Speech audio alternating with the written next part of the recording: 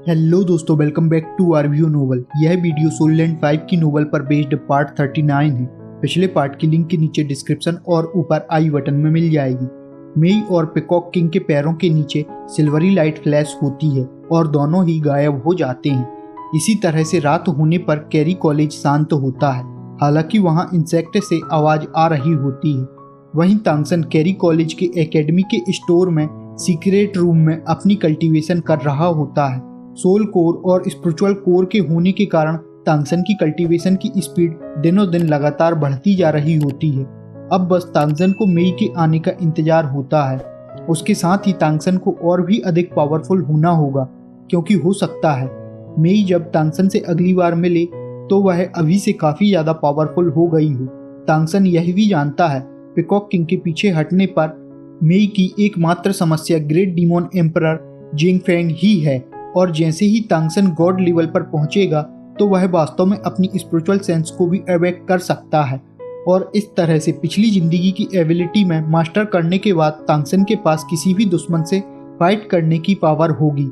यहीं हमें पता चलता है यह इतना आसान भी नहीं है, क्योंकि तांगसन को रोकने वाले भी कई लोग होते हैं और वही लोग ब्लू स्टार को सेफ भी रखते हैं। और यहाँ पर 12 गॉड लेवल की पावर का जन्म हो सकता है, जो डिवाइन रेलम के गॉड की तरह होने वाले हैं। यह उससे कम भी नहीं है। और यदि अब आप सोचो कि तांगसन को कौन रोकने वाला है, तो इसका जवाब जो सीधा सा मुझे लगता है उसे हम यूनिवर्स का गार्डियन या फिर किंग कह सकते हैं। लेकिन हम तांगसन के बारे में भी यह जानते हैं, तांगसन कोई साधारण आदमी या गॉड नहीं था। तांगसन एक गॉड किंग था, जिससे तांगसन इसे ब्रेक करने की भी कैपेबिलिटी रखता है। लेकिन तांगसन की किंग सेंस गॉड की पावर टियर 10 को ब्रेक थ्रू करने के बाद शुरू होने वाला है। और तांगसन की इस स्थिति में आने के साथ इस गार्डियन या किंग को अलार्म मिल जाएगा, जिससे वह किसी फॉरेजन किंग को नहीं आने देगा, क्योंकि यदि ऐसा होता है तो उसका कोई भी काम नहीं रहेगा और वह अपनी स्थिति भी खो देगा। अभी की स्थिति में तांगसन काफी कमजोर है, जिससे तांगसन अब तक छिप सका। लेकिन जैसे ही उसे पता चलेगा वह तांगसन को हर कीमत पर मिटा देगा, जिससे तांगसन को आने वाले फ्यूचर में गॉड बनने से पहले भी काफी तैयारी करनी होगी। यही सब सोचते हुए तांगसन फिर से अपनी प्रैक्टिस में लौट आया होता है। यहीं तांगसन ने ग्रे मार्क जो डार्क क्रो का होता है उसे छोड़ दिया होता है, लेकिन तांगसन उसकी एब्जॉर्ब करने वाली पावर से कुछ हैरान था, जिससे वह इसे सही तरह से यूज करने के लिए तरीके ढूंढ रहा होता है। इसी तरह से समय बीतने के साथ कैरी सिटी भी अच्छी होने लगती है। अब रास्तों पर बस वह फाइट की चर्चा बनी हुई होती है। विंड वुल्फ और फ्लैश लेपर्ड को कैरी सिटी से बाहर का रास्ता दिखा दिया होता है। वहीं रेड फॉक्स ने पिकॉक डीमोन ट्राइब के सामने सरेंडर कर दिया होता है और वह रुक जाते हैं। किंग कॉन्ग बेयर भी इसी तरह से इन्हीं की तरफ आ जाता है। और फाइट के 5वें दिन पिकॉक किंग बाहर आता है, जो अभी भी पावरफुल दिख रहा होता है। जगह कैरी माउंटेन। हाल ही में वाटर पूल के पास गोल्डन ट्री काफी स्पीड से बढ़ रहा होता है, और जब यह एक ट्री बन जाता है तो हेवन और अर्थ की पावर को एब्जॉर्ब करते हुए और भी अधिक बड़ा होने लगता है। वहीं इसके पास कल्टीवेशन से उन लड़कियों को भी फायदा होने लगता है। गोल्डन ट्री अब 30 सेंटीमीटर के डायमीटर में आ जाते हैं। 15 दिन के बाद तांगसन मेयर के साथ यहाँ पर आया होता है।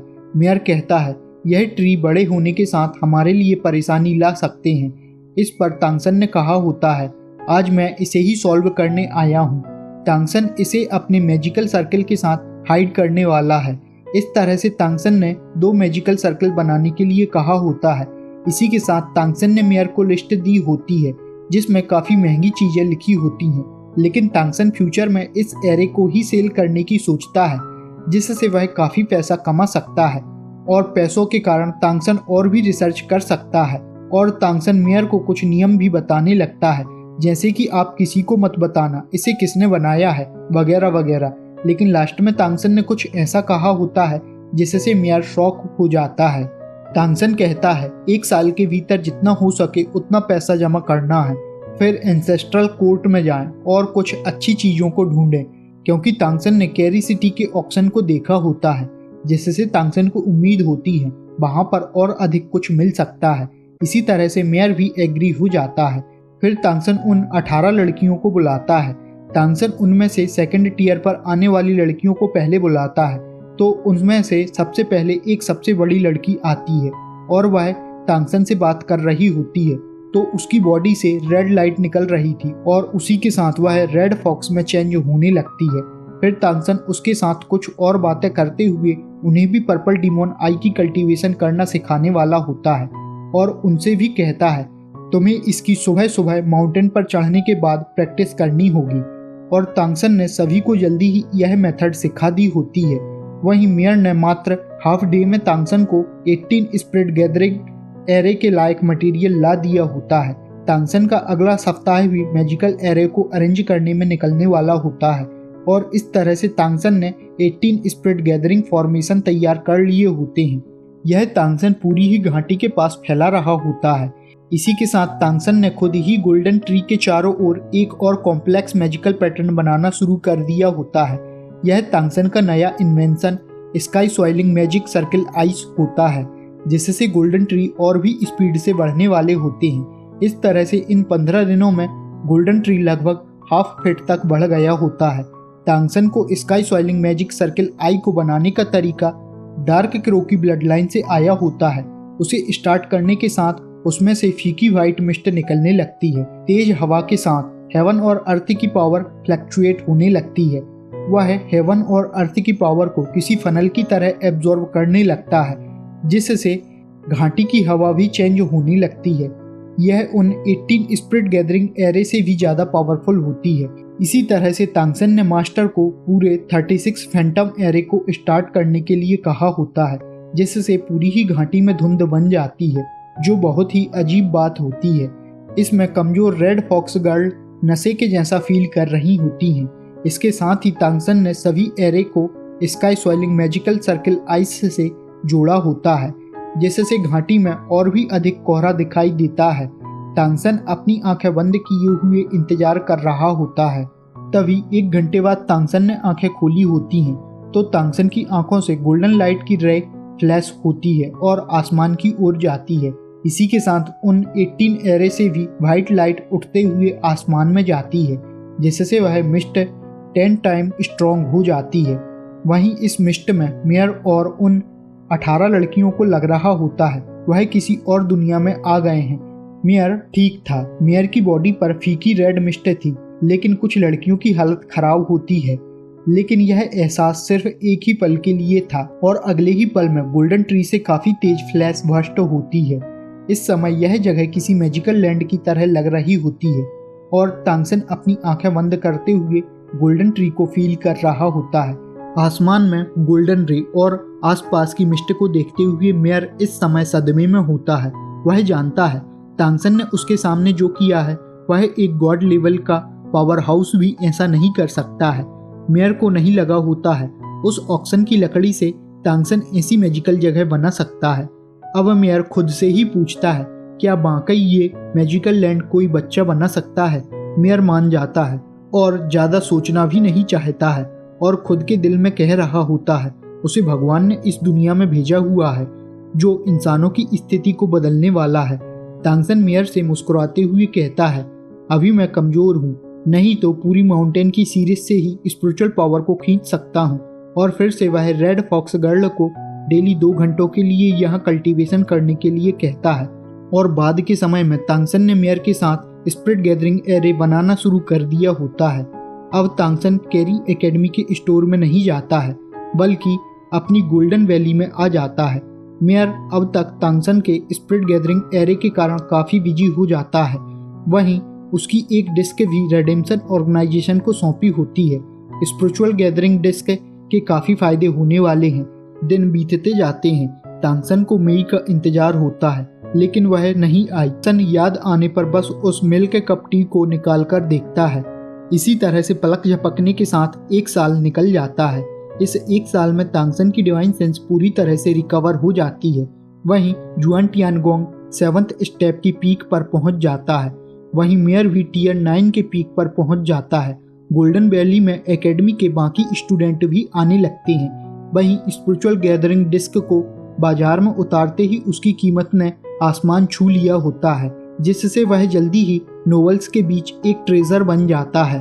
तांगसन अब तक 12 साल का हो जाता है लेकिन वह देखने में किसी 17 या 18 साल के जैसा लग रहा होता है और गोल्डन ट्री भी 10 मीटर का हो चुका होता है। इसके कारण वह रेड फॉक्स गर्ल होंगी 4th टियर और माकी की 3 टियर पर आ जाती हैं और इसी समय मेयर भी वापस आ जाता है।